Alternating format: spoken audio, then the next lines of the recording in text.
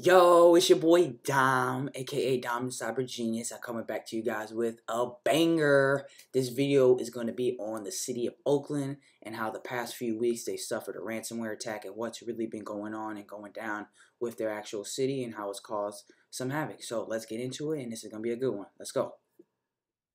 Hey, let's go. What's up, everybody? This is my quick update on what's been going on with the city of Oakland, how they suffered a ransomware attack, and what really happened. So, as you may know, in the last few weeks, starting, I believe, in the beginning of February, the city of Oakland did report a cyber attack. It was later identified as a ransomware attack. They did say the details and the situation of the attack have only really gotten worse. And as you've seen it, and as I'll get into in a moment, it has gotten a lot worse. It was first just a ransomware attack, right, or a regular attack. Then they had to declare a state of emergency, and then they actually had their data leaked by the Play ransomware group. So this is nothing to play with. Ransomware is not a game. This isn't nothing to play with. Like Drake said, I'm a sprained ankle. I ain't nothing to play with. That's what ransomware really is. They did say the initial data leak consisted of 10 gigabytes of multi-part RAR archives.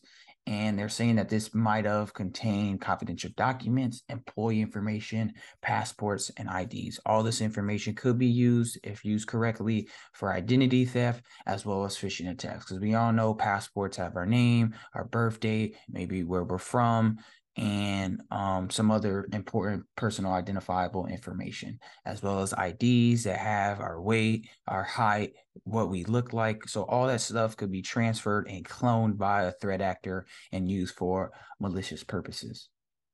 The Play ransomware group did take responsibility for this attack.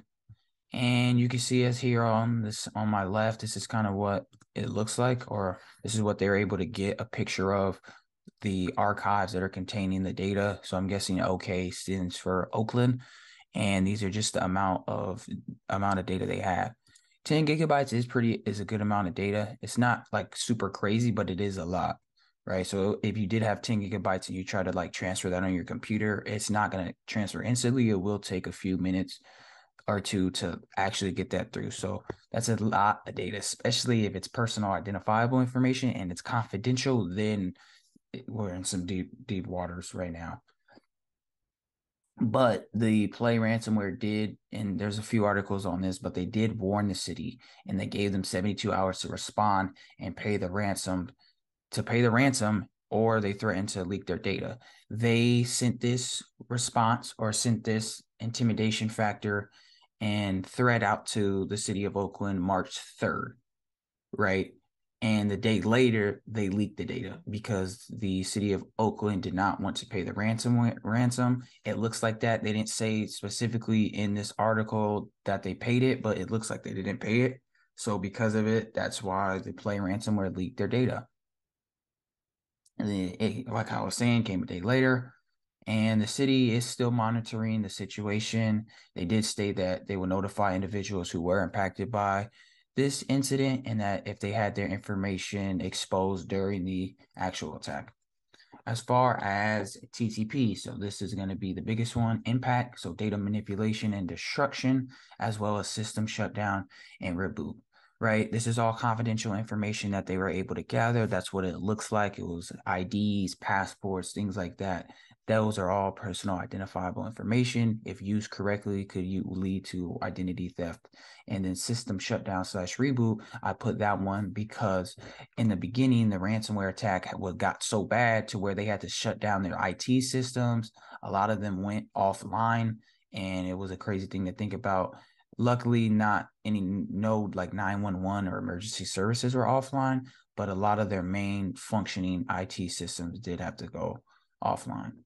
Next is resource development. So compromise accounts and infrastructure. There wasn't really specific things saying, hey, somebody's accounts were compromised, but with the amount of information that somebody was able to gather with the passports, IDs, and some other confidential information, that stuff can be used to maybe start cloning different documents from people and then running those through certain things and actually conducting fraudulent acts, which then could lead to compromises and accounts, compromised infrastructure. It got so bad they had to shut the actual systems down and they got their data stolen. So that's the biggest compromise I would see here. Initial access, so valid account. So once they get kind of that account information, they were able to then abuse it and kind of do whatever they want. Exfiltration, most likely the attacker had a C2 channel somehow when it comes to it. There's still more details going into this attack. They really haven't announced like how the attack happened. They just said they suffered a ransomware attack on this date. So we're still looking for data and details about that. But most likely the threat actor again had to use a C2 channel. They had to get initial access to some type of computer or some type of device that then allowed them to install the C2 channel, which then allowed them to control or make that certain device a bot. And then within that, they were able to maybe move laterally or spread more malware, even open up some back doors that allow for more types of malware to get in encrypted systems. And then now they're in the situation that they're in now.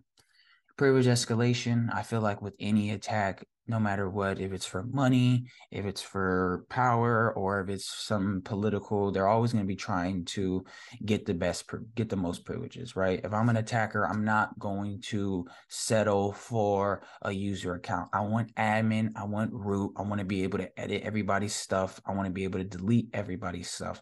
So that's what they're going for when it comes to that.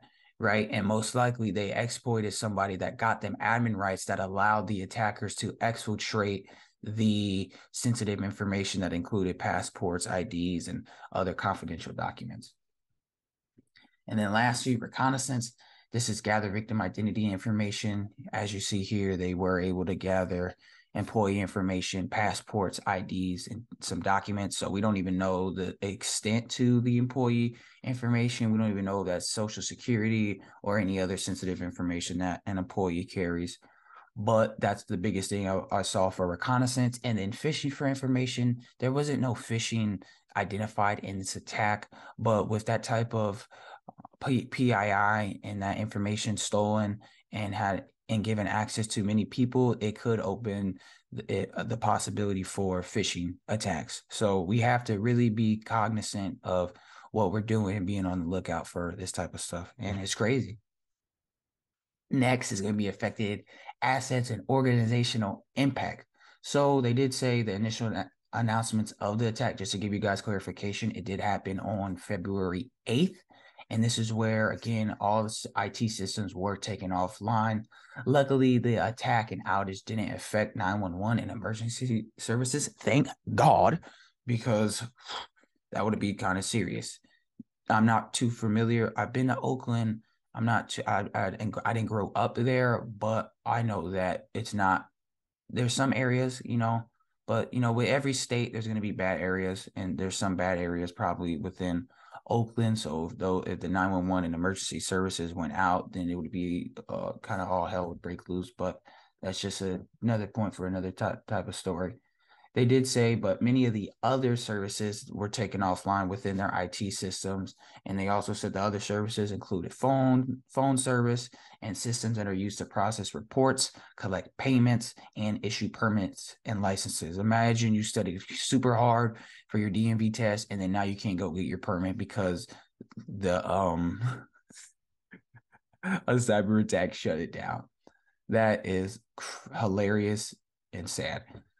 And they did say only a leak later around February 15th. So only a week later. So it was a quick turnaround. It wasn't like they weren't taking their sweet old time. A week later, they were in it was action. Oakland was forced to declare a local state of emergency. And this announcement was put together to allow the city to expedite any orders that got delayed, materials, and certain equipment. And when you think of a state of emergency, you think of an outbreak, you think of COVID-19, you think of certain things that, hey, that's why we're going in, or that's why we're declaring the state of emergency, or even a weather incident to where there's maybe a hurricane or earthquake. But bro, this is nothing to play with. Cyber attacks are crazy. Cyber warfare is the new type of warfare. We're going to see this in the future where we're not going to be fighting on the ground. We're going to be fighting behind a computer screen, seeing who can get access to whose network infrastructure and affect a power plant and affect all these other things that make a country operate. So this is nothing to play with, right? Cyber attacks causing state of emergencies, like local state of emergency, that's nothing to play with. And we need to take cybersecurity a lot more serious than we have been. And lastly, mitigation and response. The investigation of the incident is still ongoing. There isn't too many details besides of, I guess, what happened and what information was stolen, but they didn't really tell us how that information got stolen. Oakland did say they were working with third-party specialists and law enforcement to resolve the issue. And they also said they'll notify people and notify any issues that they have coming up, as well as any other information that the people that were affected by this attack can do as far as protecting their assets and accounts. And that's it. That was just a click, or my bad, that was just a quick update on the city of Oakland, what's been going on, how the play ransomware hit them, and they're coming for everything that they got. This is another reason why cybersecurity is important. It all starts at the granular level. No matter what, you can always be hit with an attack. It's never a matter of if, it's a matter of when. So never ever think that you're bulletproof from a cyber attack. All we're really trying to do is enforce and implement the best security protocols and procedures that help limit the likelihood of an attack happening. So hopefully you guys learned something today. Let me know what you guys want to see in the future, what other videos. I'm going to start coming out with maybe some financial literacy content and seeing what that does for the channel and see what it can do for me in the future. But besides that, like, comment, subscribe, and you know what it is. I'm out. Peace.